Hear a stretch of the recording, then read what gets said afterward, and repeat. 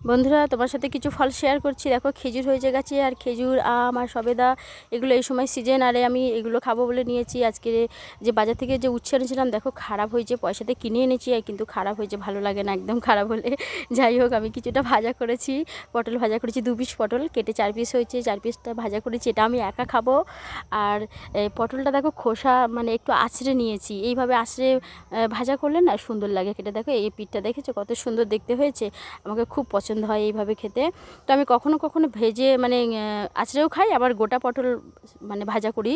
তো যাই হোক, এখন আমি এদিকে চলে এলাম, মানে ভেন্ডির ঝাল বসিয়েছিলাম। ভেন্ডির ঝালটা দেখো কত সুন্দর ফুটছে।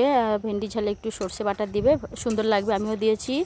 আর এবারে ভাত আমি বানিয়েছি, ভাতের সাথে আমি 3খানা ডিম সেদ্ধ দিয়েছি। 2টো ডিম দেখতে পাচ্ছি, কিন্তু একটা মনে হচ্ছে ভিতর দিকে আছে। যাই হোক হবে, আমি হাঁড়িতে ছাই লাগিয়েছিলাম, আর সেই ছাই লাগানোর কারণে আমি ভাতটাকে ঢেলে নিয়েছি একটা ডেকচি করে।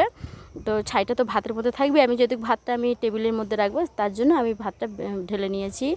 এখানে 2 পিস মাছের মাথা ঝাল হচ্ছে, মশলা দিয়ে সুন্দর করেই রান্না করছি। এখান থেকে আমি 1 পিস খাবো, 1 পিস টুনটুন খাবে।